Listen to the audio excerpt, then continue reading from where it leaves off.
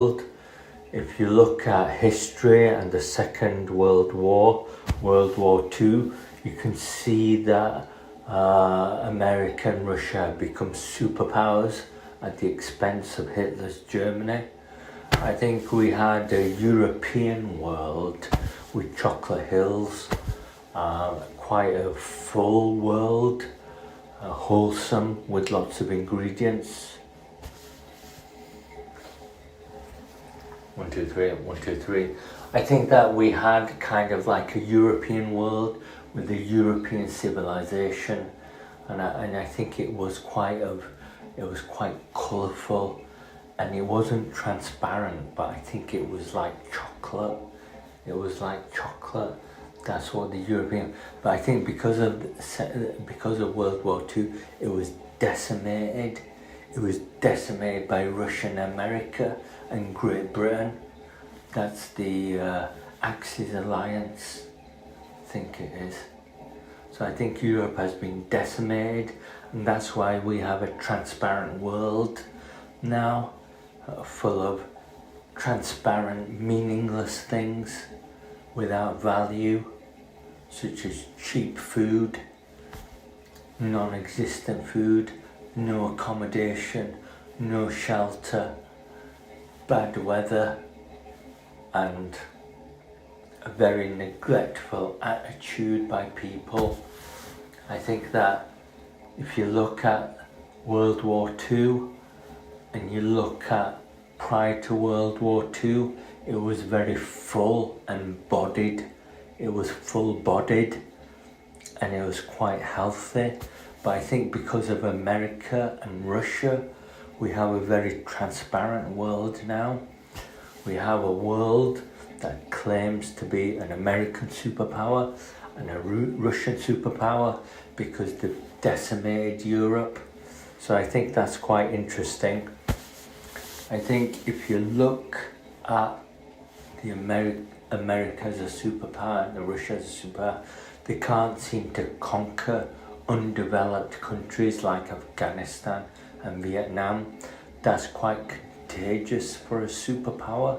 I think superpowers should be able to conquer these undeveloped countries like Afghanistan and Vietnam, but for some reason they can't conquer them.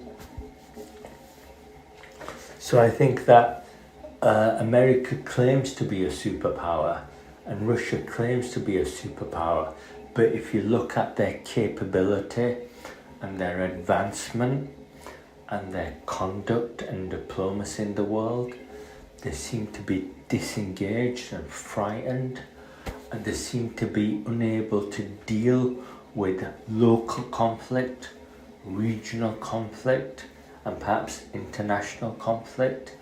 They can't deal with the Vietnam War. They can't deal with the Afghanistan War. That's what these superpowers can't do, and that's why they're incapable. They're incapable. I think that's what these superpowers are. If they're superpowers, they should be able to conquer Afghanistan with the 1980 Soviet invasion of Afghanistan.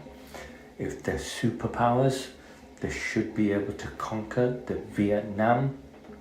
They're just an Asian country called Vietnam. America can't conquer that. They seem to be humiliated and defeated by Vietnam. It's kind of changed America because it's kind of assassinated President Kennedy and it's introduced the 1970s administration of America.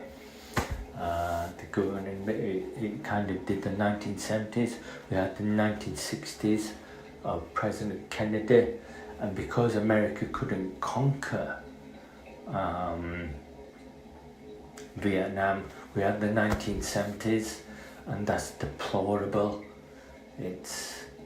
I think the 1970s is deplorable. It's kind of like an American decade that kind of introduces an American superpower in the world for other decades.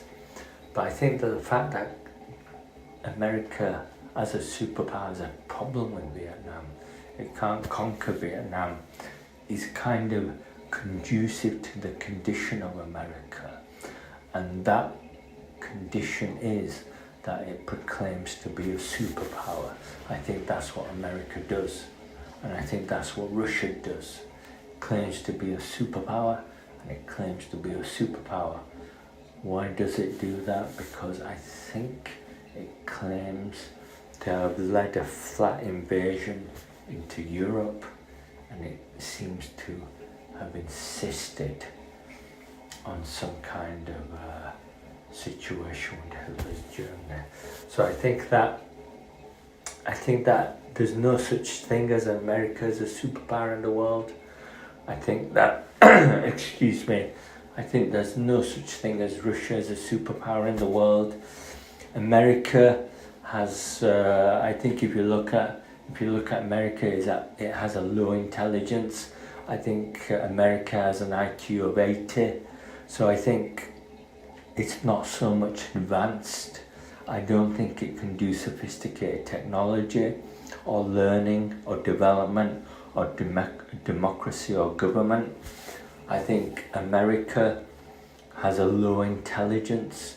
If you look at the average American, if you look at Americans, they seem to like donuts and pretzels and bagels and baked beans and maybe pizza and Coca-Cola.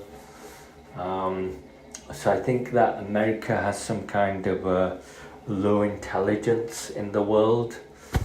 It has perhaps an IQ of 80. Russia seems to be very fragile as well. I think Russia and the Soviet Union is very fragile in nature and characteristic, so it's not so much a superpower. Russia has to plough everything into Europe. It has to plough all of its army into Europe. It has an 18 million death toll from the Second World War with its casualties. I think that Europe had 7 million death toll. Russia has 18 million death toll. Russia has 18 million death toll because of World War II. So I think that Russia has played a heavy price for World War II. I don't think Europe has paid a heavy price for World War II. I think Russia has played a heavy price for World War II because it has 18 million soldier fatalities for being involved in the Second World War. And I think because of that reason, Russia is quite stagnant. It's quite betrayed and stagnant and decayful. I think it's just kind of pushing things through at all expense. And I think that Russia has kind of disappeared from the world because of that commitment in the Second World War. So I don't think we have the American superpower or the Russian superpower. I think what we have is an absence of Europe. That's why we have the American superpower, and that's why we have the Russian superpower. So I think that's my view on the superpowers of the world. Thank you.